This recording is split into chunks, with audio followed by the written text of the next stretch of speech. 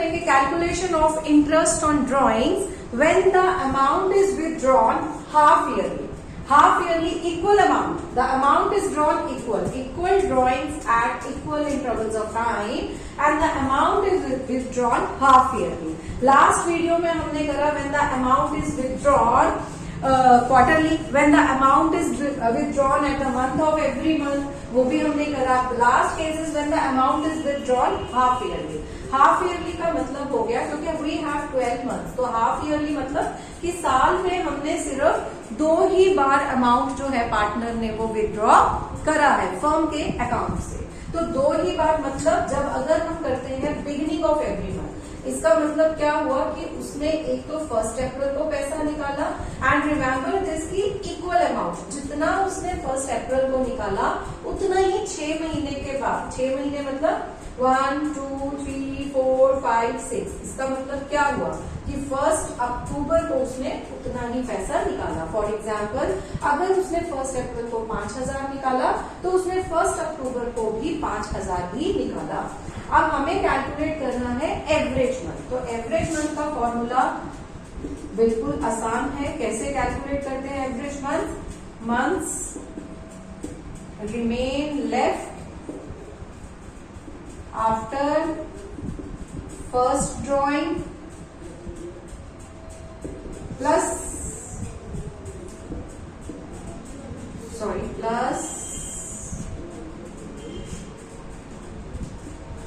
months remain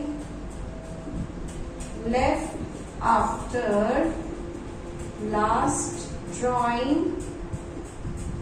divided by 2. अब हम इसी फॉर्मूले से एवरेज मंथ कैलकुलेट करते हैं when amount is withdrawn half yearly. तो फर्स्ट केस में है बिगिनिंग में, अगर हमने बिगिनिंग ऑफ हाफ ईयर मतलब 1 अप्रैल को पैसा निकाला है और 1 अक्टूबर को निकाला है. तो अगर बिगिनिंग में 1 अप्रैल से लेके 5 तक we have how many months? 12 months plus 1 अक्टूबर से लेके मार्च तक, क्योंकि लास्ट विथड्रॉ हमने कब किया? साल में 2 बार ही निकाला पैसा, एक बार 1 अप्रैल को निकाला, एक बार 1 अक्टूबर को निकाला. तो अक्टूबर से लेके मार्च तक हाउ मेनी मंथ्स? 1, 2, 3, 4, 5, 6. अक्टूबर को इंक्लूड करेंगे क्योंकि फर्स्ट है, और अगर 31st होगा तो हम इंक्लूड नहीं करते.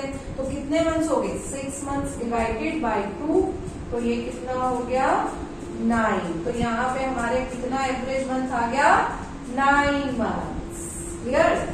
सेकेंड केस है कि अगर हमने मिड में निकाला है, यानी कि हाफ ईयर के बीच में पैसा निकाला है. याद रखना निकाला हमने 2 ही बार है, क्योंकि हाफ ईयर है तो हम 2 ही बार पैसा निकालेंगे.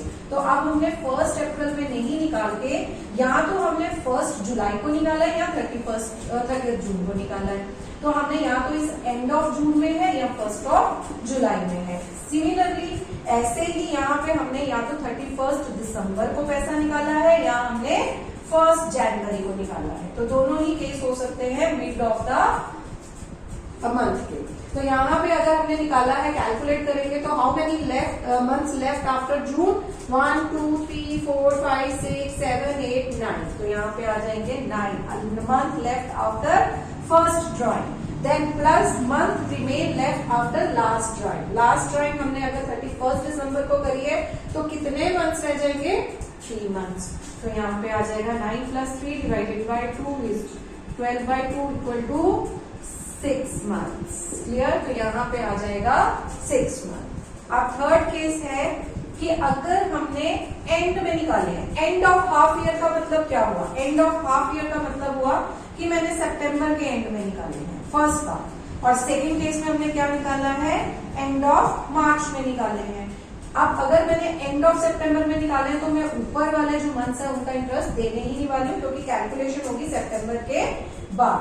तो पहले कितने months remain left after September? कितने हैं? 1, 2, 3, 4, 5, 6. तो यहाँ पे 6 plus month remain left after last drawing 0/2. तो 6/2 इक्वल टू 3 मंथ्स. तो एवरेज मंथ्स कितने हो गए? 3। कब? अब यहाँ पे हमारे पास हो गया कि अगर beginning of each half year हमने निकाला है तो average month will be 9, mid में निकाला है तो एवरेज मंथ विल बी 6, और अगर end of the half year में निकाला है तो average month will be 3। And ये हम यूज करेंगे calculation of interest on drawing.